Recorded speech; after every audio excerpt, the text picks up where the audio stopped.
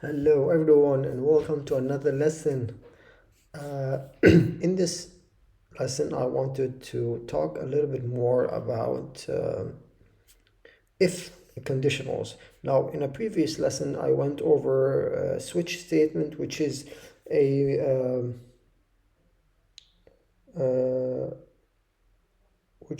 way to do conditionals, but it is more towards having a long list of conditions, and where you want to have an output for each condition, right?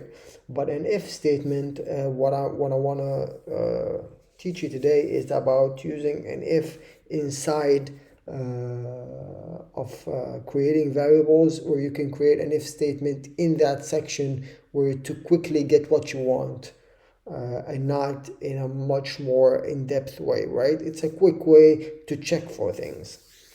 So as usual, I'm gonna start a new scenario in Make. I'm gonna call it if conditional. Okay, so save quickly, and then I'm gonna, as usual, create a new variable. I'm gonna set a variable. I'm gonna call it var1. Okay, so in this var1 I'm gonna go for an email, right? James at gmail.com. Okay, so I can create several of those. So I can create Lily at example.com, and I'm gonna go for Jared at hotmail.com, and I'm gonna go for Peter at yahoo.com. Okay, so this one has several emails. So what I want to do is first of all, I'm gonna break this into an array. Then what I'm gonna do later and check if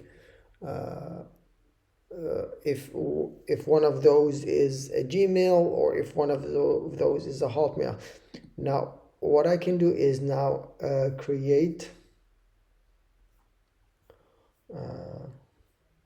So I'm gonna first do an array. I'm gonna make it as an array, but to do that I need to split this. So I can do here a split, and I'm gonna put this here, all of this right there, and I'm going to split by space, right? Because that's what's in between them, space. And if I run this now, I'm gonna have an array with these values. Okay, so what I want to do with this array is make bundles out of those. So to do that, I am going to make an iterator, right? So the iterator will take this array and we'll make bundles out of that. Run anyways. There you go. And well, we have a bundle. Each bundle has a value and an order position. Now what I want to do here is create a new variable. Gonna call it Gmail. So here what I want to do is test the if statement. So the if statement is in the general function. There's IFEMPTY, and there's also a switch, but it's not a node. It's a function based. Okay, so the if I click on it, the first section is, it tells us if this is true, do A. If this is false, do B. Okay, so let's go for the value. So if what we want to do, if this contains, right, let's see, in the text, if there's something called contains, there you go. If it contains, so I'm going to say if this contains, so this requires an array. So we could have done it on the way before, but let's for now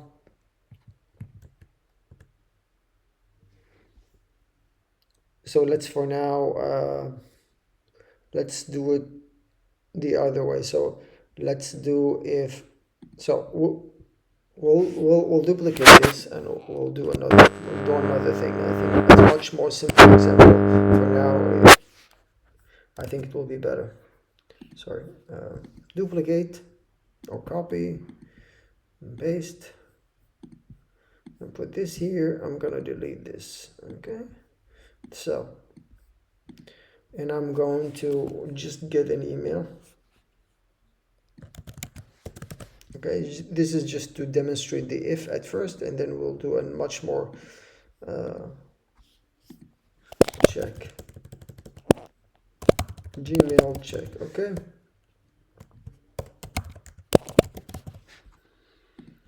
What I want to do is I'm going to the ifs again.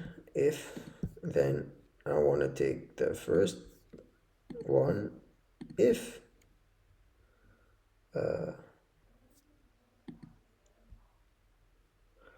if it contains Gmail, I'm going to say this is a Gmail. This is not a Gmail. Okay. And then in here, what I want to check is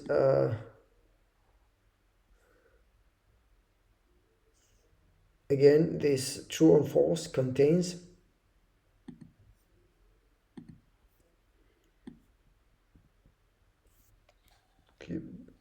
Drag it to here. The mouse is not helping me. Okay. If it contains Gmail, then do this. Okay. Let's do that. Okay. Let's run this and see.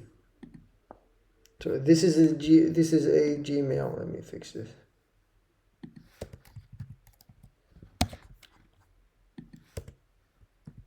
Okay. So what if this is a Hotmail?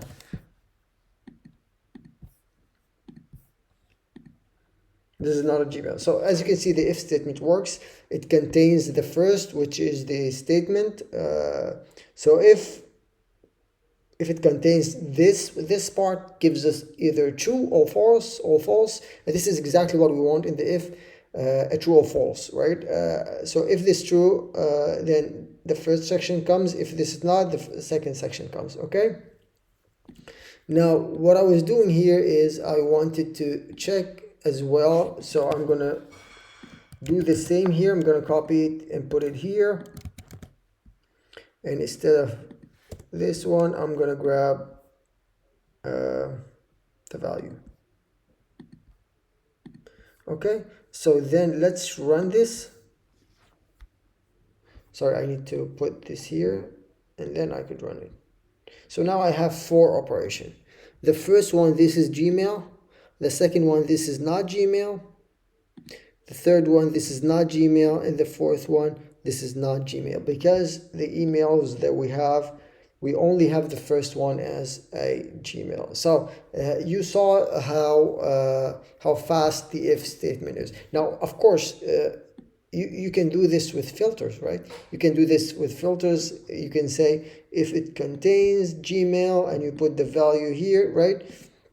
And then you could either stop this operation from continuing, or you could divert it. You could put a router that has several branches. One of them is Gmail, one of them is another one, right? You could do it with filters, but you could also do it with function inside of the variable. So you don't have to create multiple branches. You don't have to create all of that. So it's much more simple in certain ways to use the if function inside where you're creating the variables themselves. Okay.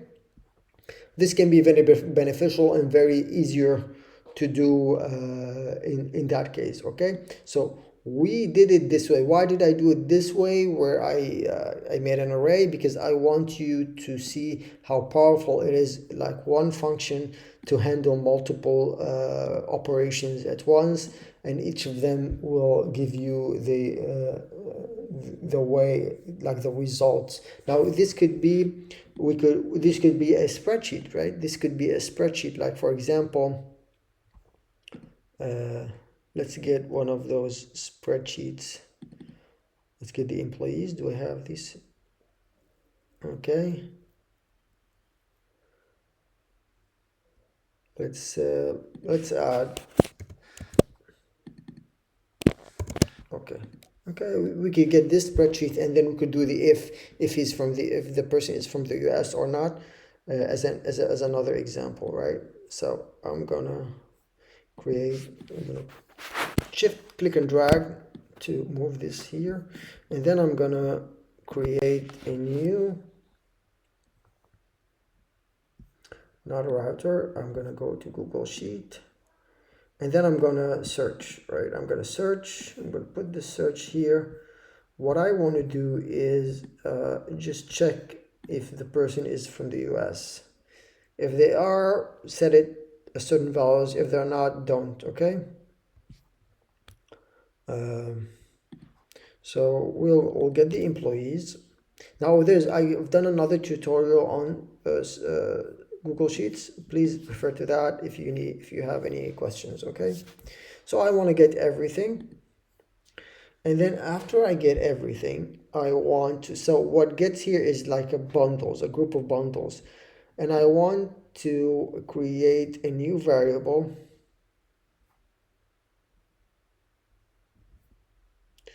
I want to create a variable. And then this variable would be, let's say, let's go here. I wanted something in the US. We could make an age thing as well if you wanted to.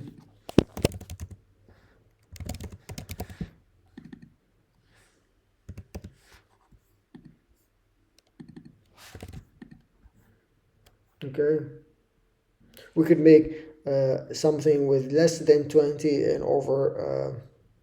We could do that. Let's try to do that. So I'm doing this as with you guys as I'm speaking. So we'll get like period age group. Okay, and this age group would be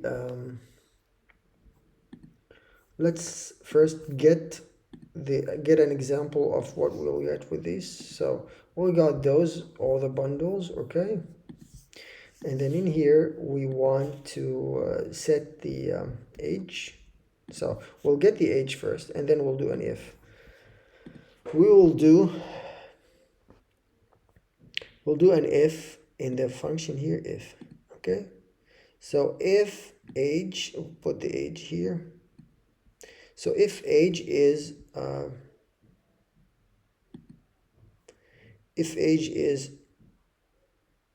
lower or equal, we want to be lower or equal to 20. So this would be teen, right?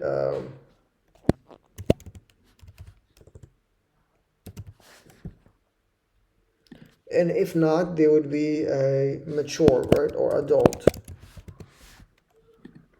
Okay, and this will be in the age group, okay, or teen or adult. So now that we have that, I can run this, and we have all these operations. So the first one is an adult, the teen, adult, so you see it running greatly. Now what I want to do is, in this, I want to add age group in here, and then I want to fill those based on the if statement that I got. And to do that, I want to go to Google Sheet and update row. So what I want is, I want to update each row. I will try to update each row with the age group. So the search sheet, okay. So I want to get the row number, which is in here. And then what I want to update is the age group, and I want to update it with the newly information that we got, okay. So this in theory should work. Let's run this.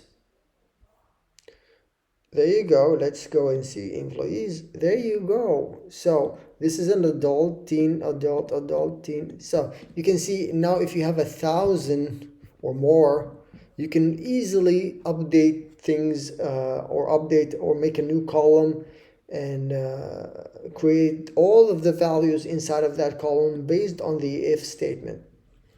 Right? Now, other than the if, there's the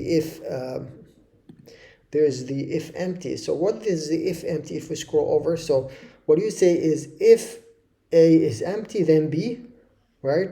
So now the return is A. So if this is empty, then B, then it comes as B because this is empty.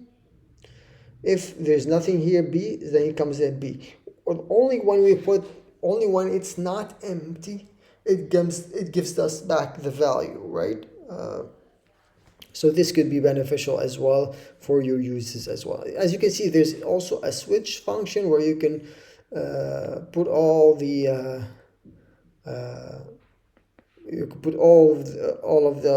value or expressions that you have inside of one switch statement to utilize that.